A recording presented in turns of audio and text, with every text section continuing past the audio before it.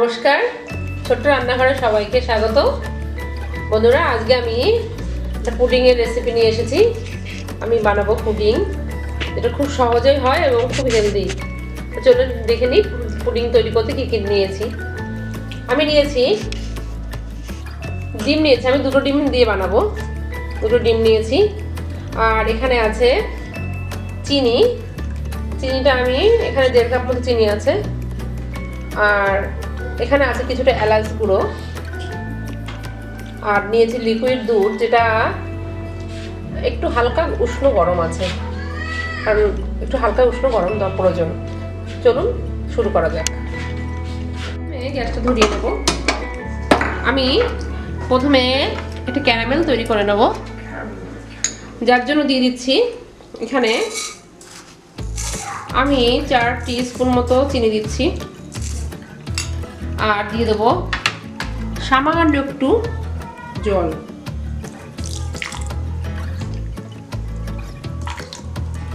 দিয়ে এর গ্যাসের ফ্লেমটা মিডিয়াম থাকবে, আর এটাকে নাড়তেই থাকতে হবে। অনেকে ভাবেন বা অনেকে ক্যারামেল পুড়ে যায় বা কালারটা একটু ডিপ হয়ে যায়, ওই জন্য আমি বলবো চিনির সঙ্গে অবশ্যই একটু হালকা জল দেবেন। জল দিয়ে এটাকে ক্যারামেল করে নেবেন। আর গ্যাসের ফ্লেমটা একদম মিডিয়াম রাখতে হবে, হাই হলে কিন্তু পুড়ে যাওয়ার সম্ভাবনা আছে। এইভাবে এটাকে নাড়তে থাকতে হবে। দেখুন আমার ক্যারামেলটা প্রায় শেষের পথে, একটা দারুণ কালার এসে গেছে। আর একটু সামান্য হবে, এটাকে কিন্তু ক্রমাগত এরকম নাড়তে হবে, না হলে এটা কিন্তু পুড়ে যাওয়ার সম্ভাবনা থাকবে। আমি আর একটু সময় করব।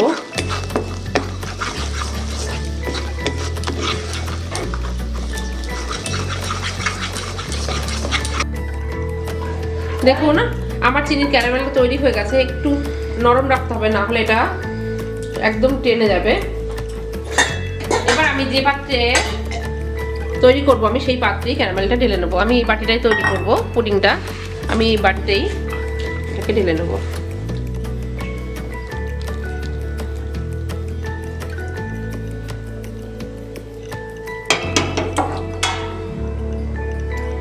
দেখুন এটাকে আমি ঠান্ডা করতে দেবো। যখন ঠান্ডা, আমি একটা বোল নিয়েছি। এবার ডিম দুটোকে আমি নিয়ে নেবো।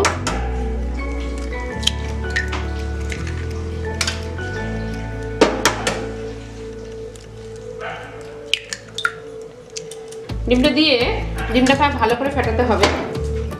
আমি ডিমটা ভালো করে ফেটিয়ে নেব।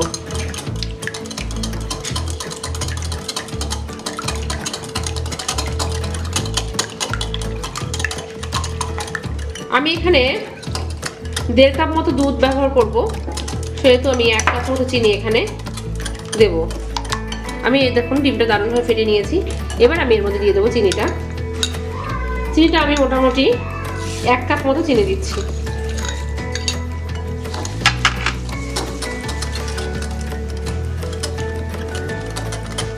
এইবার চিনির সঙ্গে ডিমটা ভালো করে ফেটাতে হবে।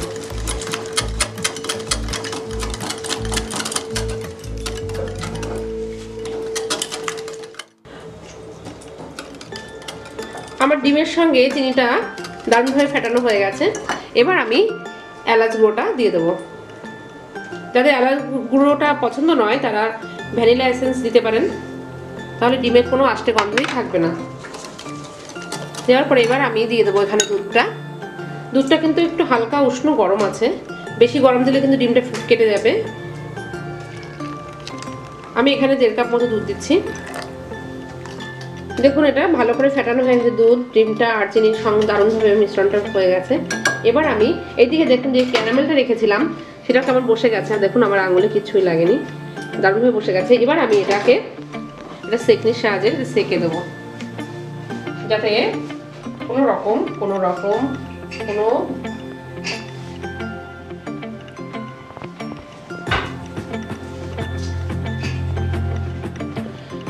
এবার সেকে দিলে কি হবে, একদম সফট একটা ব্যাপার আসবে।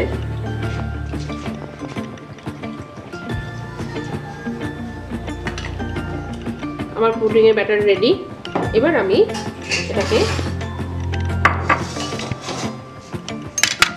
গ্যাসে জ্বালিয়ে নিলাম। আমি দেখুন গ্যাসে একটা প্যান বসিয়ে দিয়েছি এবং কিছুটা জল দিয়েছি। জলটা কিন্তু দিতে হবে যেন যে পাত্রটা বসাবেন তার উপরে যেন না উঠে যায়।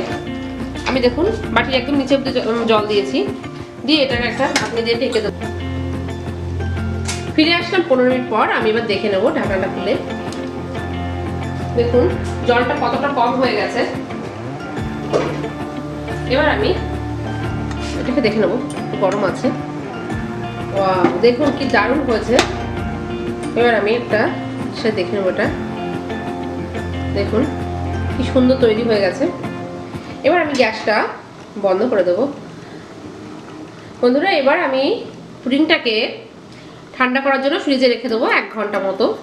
আমি 1 ঘন্টা পরে আপনাদের সার্ভ করে দেখাবো পুডিংটা কেমন হয়েছে। আর ভালো লাগলে কিন্তু বন্ধুরা অবশ্যই আমাকে লাইক শেয়ার করতে ভুলবেন না। আর আমার চ্যানেলটিকে অবশ্যই সাবস্ক্রাইব করবেন আর পাশে থাকা বেল আইকনে ক্লিক করবেন, নতুন নতুন রান্নার রেসিপি সবার আগে আপনাদের কাছে পৌঁছে যায়। এবার আমি এটাকে ফ্রিজে রেখে দেবো 1 ঘন্টার জন্য। ফিরে আসবো 1 ঘন্টা পর। 1 ঘন্টা পর দেখুন আমি ফ্রিজ থেকে এটা বার করে নিয়ে এসেছি।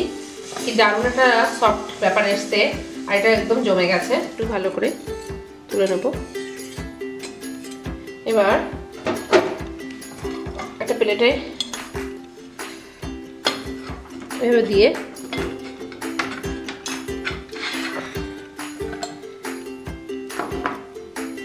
দেখুন কি দারুণ হয়েছে।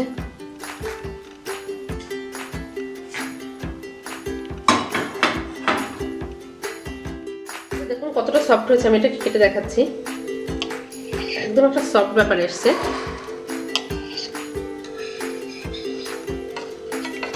দেখুন কি দারুণ একটা ব্যাপার এসছে,